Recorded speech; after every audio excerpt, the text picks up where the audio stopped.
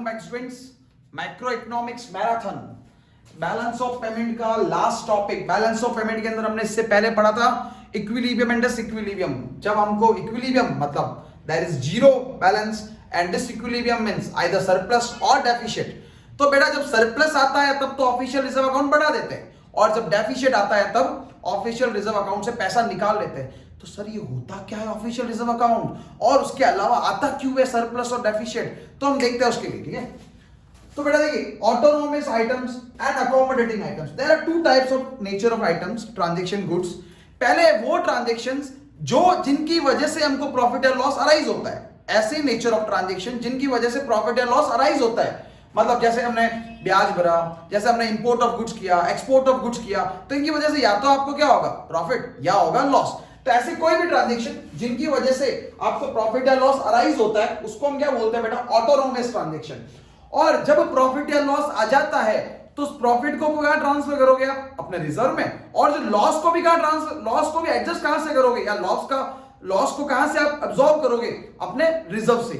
तो जो आइटम्स आपके इम्बैलेंस को, मतलब जो आइटम आपके सरप्लस या डेफिशिट को कंपनसेट करने में मदद करते हैं, वो कौन से होते हैं, अकोमोडेटिंग। अकोमोडेशन का मतलब ही हेल्प होता है, ठीक है ना। तो अकोमोडेटिंग आइटम्स का मतलब वो नेचर ऑफ ट्रांजैक्शन जो आपके इम्बैलेंस को, किसको बेटा, जो पेयोपी का इम्बैलेंस है, इम्बैलेंस में भी सरप्लस हो सकता है और में भी आपका डेफिशिट हो सकता है। तो डेफिशिट हो या सरप्लस, दोनों को एडजस्ट कौन करता है, आपका अकोमोडेटिंग। और जिनकी वजह से आपका सरप्लस या डेफिसिट अराइज होता है उसको हम क्या बोलते हैं, ऑटोनोमस ट्रांजैक्शन।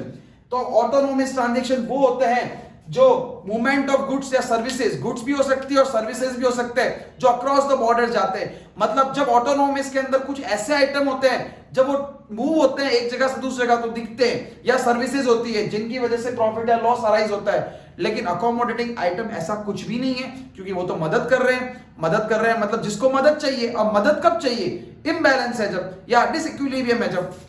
तो जो सिचुएशन डिसइक्विलिब्रियम की है उसके अंदर हम क्या करते हैं, मूवमेंट ऑफ मनी करते हैं। मतलब अगर सरप्लस है तो मूवमेंट कर देते हैं मनी का। कहां से कहां मूवमेंट होता है सरप्लस में बेटा, सरप्लस में बीओपी से पैसा ट्रांसफर हो जाता है अपना ऑफिशियल रिजर्व में।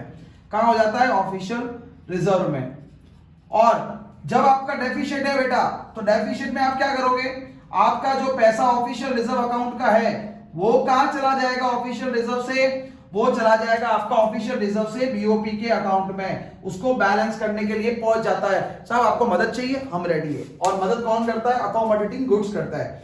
तो ये सब ऑफिशियल रिजर्व अकाउंट किसका है, ये फॉरेन एक्सचेंज का है। किसका है ये, फॉरेन एक्सचेंज का है, क्योंकि बीओपी चैप्टर चलता है किसके साथ है, रेस्ट ऑफ वर्ल्ड के साथ चलता है। मतलब इंडिया के बाहर की कंट्री के साथ ट्रांजैक्शन तो किस करेंसी के अंदर होगा, वो फॉरेन करेंसी के अंदर होगा। तो जो फॉरेन एक्सचेंज के अंदर या फॉरेन करेंसी का जो अकाउंट का हेड कौन करता है, आरबीआई के फंक्शंस को रिकॉल कीजिए। आरबीआई के फंक्शंस के रिकॉल में हमने लास्ट पढ़ा था कस्टडी ऑफ फॉरेन एक्सचेंज। तो ये भी क्या है बेटा, कस्टडी ऑफ फॉरेन एक्सचेंज। तो ऑफिशियल रिजर्व का कंट्रोल किसके पास होता है बेटा, आपको क्वेश्चन में पूछ सकते हैं कौन के पास होता है, सेंट्रल बैंक के पास। और सेंट्रल बैंक हिंदुस्तान में कौन है, रिजर्व बैंक ऑफ इंडिया। और रिजर्व बैंक ऑफ इंडिया का एक और क्या नाम है, अपेक्स बैंक। क्या नाम है बेटा, अपेक्स बैंक। समझ में आ गई चीज। तो ये हमने पढ़ा अकोमोडेटिंग गुड्स और ऑटोनोमस गुड्स। आप लाइक, शेयर एंड सब्सक्राइब करना मत भूलेगा। Thanks for watching.